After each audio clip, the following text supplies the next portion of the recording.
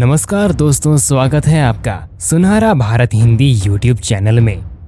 भारत देश में यूं तो न जाने कितने वीर और महान योद्धा जन्मे थे, मगर उनमें से जो बब्बर शेर की तरह निकले वो थे महाराणा प्रताप। महाराणा प्रताप के नाम से मुगल बादशाह अकबर तक कांपता था। वो देश के सबसे वीर योद्धाओं में से एक थे। राजपूतों में अपने पूर्वजों के जैसे ही उनका अंदाज था। मुगलों को भी उन्होंने नाको चने चबवा दिए थे। महाराणा प्रताप ने वीरता से अपने प्राण इस देश की रक्षा के लिए त्याग दिए थे। नमन है ऐसे निडर महान योद्धा को जो सदियों में एक बार ही जन्म लेते हैं। उनका नाम उन पराक्रमी राजाओं की सूची में स्वर्णाक्षरों में लिखा गया है जो देश, धर्म, संस्कृति तथा इस देश की स्वतंत्रता की रक्षा हेतु जीवन भर जूझते रहे। तो आइए जानते हैं वीर महाराणा प्रताप के बारे में। वीडियो अच्छी लगे तो वीडियो को लाइक, शेयर और चैनल को सब्सक्राइब करके बेल आइकन को प्रेस करना मत भूलिएगा। वीडियो में आगे बढ़ने से पहले एक बार सच्चे दिल से कमेंट बॉक्स में भारत माता की जय जरूर लिखिएगा। मेवाड़ के महान राजा महाराणा प्रताप सिंह का नाम कौन नहीं जानता। भारत के इतिहास में ये नाम वीरता, पराक्रम, त्याग तथा देशभक्ति जैसी विशेषताओं हेतु निरंतर प्रेरणादायी रहा है। मेवाड़ के सिसोदिया परिवार में जन्मे अनेक पराक्रमी योद्धा जैसे बापा रावल, राणा हमीर, राणा संग को राणा ये उपाधि दी गई, अपितु महाराणा उपाधि से केवल प्रताप सिंह को सम्मानित किया गया। महाराणा प्रताप का जन्म 9 मई 1540 को राजस्थान के कुंभलगढ़ दुर्ग में हुआ था। उनके पिता महाराजा उदय सिंह और माता रानी जयवंता बाई थी। वे राणा सांघा के पोते थे। महाराणा प्रताप का बचपन का नाम कीका था। महाराणा प्रताप बाल्यकाल से ही वीर और साहसी थे। बाल्यकाल में ही उनमें नेतृत्व करने की अद्भुत क्षमता आ गई थी। वो खेल खेल में अपने साथियों का नेतृत्व करने लग जाते थे। कम उम्र में ही उन्होंने तलवारबाजी, तीरंदाजी एवं घुड़सवारी जैसे रण कौशल सीख लिए थे। राणा प्रताप का बचपन कुंभलगढ़ दुर्ग में और जंगल में बीता था।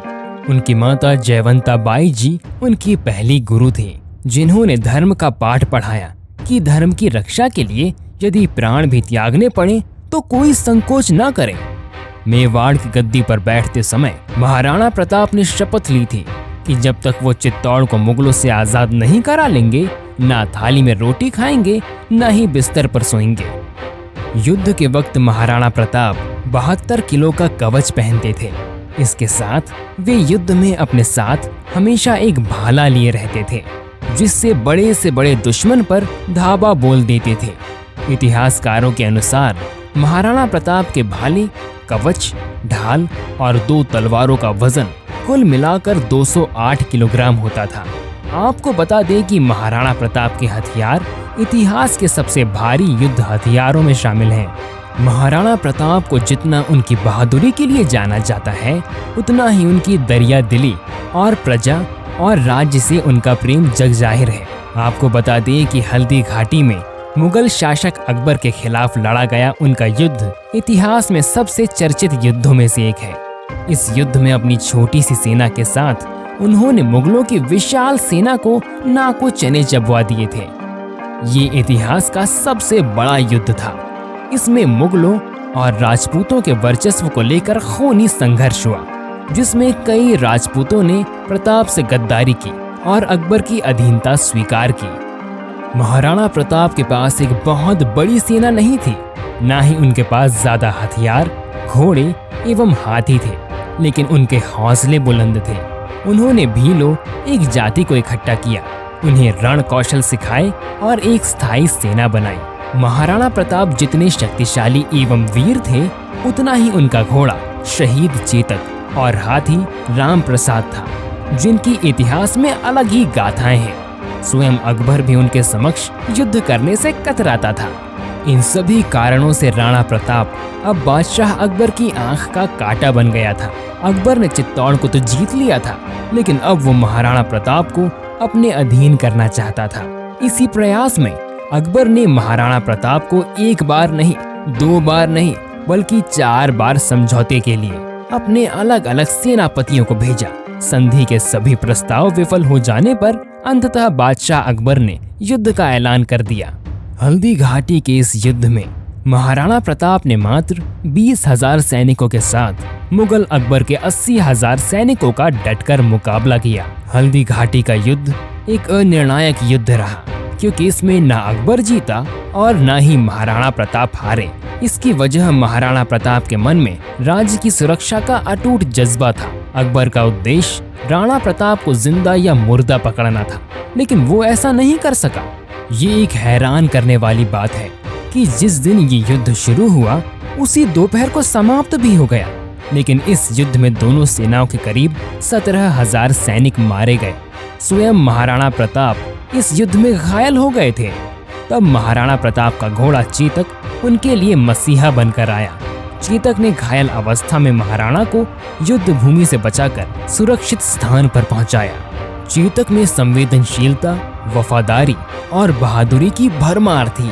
चेतक की बदौलत उन्होंने अनगिनत युद्ध जीते थे। हल्दी घाटी में युद्ध में चेतक काफी घायल हो गया था। लड़ाई के दौरान एक बड़ी नदी आ जाने से चेतक को लगभग 21 फीट की चौड़ाई को लांघना था। वो प्रताप की रक्षा के लिए उस दूरी को लांघ देता है, लेकिन घायल होने के कारण कुछ दूरी के बाद अपने प्राण त्याग देता है। चित्तौड़ की हल्दी घाटी में आज भी महाराणा प्रताप के प्रिय घोड़े चेतक की समाधि मौजूद है। इस युद्ध से महाराणा प्रताप को भारी जान माल का नुकसान हुआ था। इसके बाद उन्होंने जंगलों में जीवन यापन किया। वे जमीन पर सोते और सूखी और घास की रोटियां उनका खाना होती, परंतु उन्हें झुकना स्वीकार नहीं था, इसलिए वे कभी भी अकबर के सामने झुके नहीं। जंगल में रहते हुए उन्होंने अपनी सेना को फिर से सुदृढ़ किया। उन्होंने छापामार पद्धति यानी कि गोरिल्ला वेलफेयर से लड़ाई की और मुगलों से धीरे धीरे अपने क्षेत्रों को फिर से छीन लिया। राणा प्रताप मेवाड़ के अंतिम शासक थे, जिन्होंने मुगलों की गुलामी नहीं स्वीकारी और अंत तक संघर्ष करते रहे। जब बादशाह अकबर को राणा प्रताप की मृत्यु की सूचना मिली, तब अकबर की प्रतिक्रिया थी कि वो 2 मिनट तक मौन रहा। अकबर भी महाराणा प्रताप के गुणों और पराक्रम की इज्जत करते थे। उसको हमेशा ये अफसोस रहा कि वो महाराणा प्रताप को झुका नहीं सके। महाराणा प्रताप को अक्सर भारत का पहला स्वतंत्र सेनानी माना जाता है, क्योंकि उन्होंने अकबर के नेतृत्व वाली मुगल सेनाओं के सामने आत्मसमर्पण नहीं किया था। मेवाड़ के राजा महाराणा प्रताप एक ऐसा नाम है जिनकी कहानियों से इतिहास के पन्ने भरे हुए हैं।